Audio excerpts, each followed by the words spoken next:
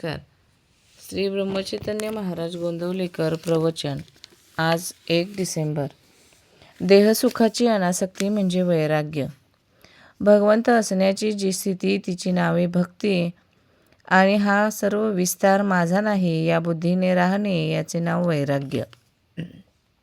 सर्व काही रामाचे आहे असे समजणे म्हणजे सर्वस्व रामास अर्पण करणे होय. परमार्थाच्या आड काय येते? धन, सूत, दारा वगैरे आड येत नाहीत, तर त्यांच्यावरचे जे ममत्व ते आड येते. वस्तूवर आसक्ती न ठेवणे हे वैराग्य आहे. ती वस्तूच नसणे हे वैराग्य नव्हे. एखाद्याची बायको मेली किंवा नसली म्हणजे तो विरक्त, आणि असली तर आसक्त असे म्हणता येणार नाही. बायको असून लंपट असेल तर तो विरक्तच आहे. ते आत्म्याने परमात्म्याने दिले आहे आणि ते त्याचे आहे असे मानून आनंदाने राहणे हे वैराग्य होय. या भावनेत राहून जो इंद्रियाच्या नादी लागत नाही तो वैरागी. संसार हा नश्वर आहे हे ओळखून वागावयाचे आहे. तो टाकता येत नाही.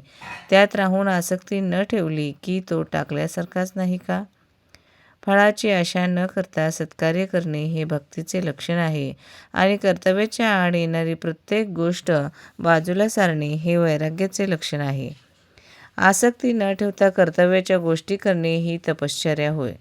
देहसुखाची अनासक्ती आणि हवेन कोपण टाकणे म्हणजे वैराग्य. खरोखर विचार करा, प्रपंचात मनासारख्या गोष्टी कुठे मिळतात? त्या मिळणे न मिळणे आपल्या हातातच नसते. अमुक हवे अथवा नको असे कशाला म्हणावे? असे न म्हणता रामाचेच होऊन राहावे म्हणजे झाले. जो रामाजवळ विषय मागतो त्याला रामापेक्षा त्या विषयाचेच प्रेम जास्त आहे असे सिद्ध होते.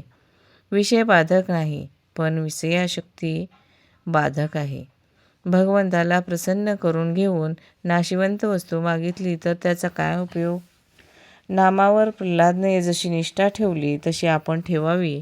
त्याने नाम श्रद्धेने घेतले आणि निर्विषय होण्यासाठी घेतले. आपण ते विषयासाठी घेऊ नये. जगातले सर्व लोक सुखासाठी प्रयत्न करीत आहेत. शास्त्रांचे पुष्कळ संशोधन होऊन इतकी सुधारणा झाली, त्यामुळे देहसुख पुष्कळ वाटले, पण मानव कधी सुखी झाला नाही. आजारी माणसाचा ताप जोपर्यंत निघत नाही तोपर्यंत त्याचा रोग बरा झाला नाही. त्याचप्रमाणे मानव सुखी झाला नाही तोपर्यंत खरी सुधारणा झाली नाही असे समजावे. सध्या जगाला सुधारण्याचा आणि जगावर उपकार करण्याचा काल राहिलेला नाही. प्रत्येकाने आपल्याला तेवढे सांभाळावे. यासाठी भगवंताचे अनुसंधान चुकू देऊ नये, मग धोका नाही. सगळ्यांनी असा निश्चय करा की भगवंताच्या नामापुरत्या गोष्टी ऐकायच्या नाहीत. जे मिळेल त्यात समाधान मानायला शिका. मी भगवंताचा आहे असे म्हटल्यावर सर्व जगत आपल्याला भगवत स्वरूप दिसू लागेल यात शंकाच नाही. ही केवळ कल्पना नाही, आपण अनुभव घेऊन पाहत नाही. त्यासाठी नामस्मरणात आपण राहूया. जगात भगवंता वाचून सत्य वस्तू नाही ही ज्याची निष्ठा तोच खरा योगी, ज्ञानी आणि परमार्थी समजावा. धन्यवाद.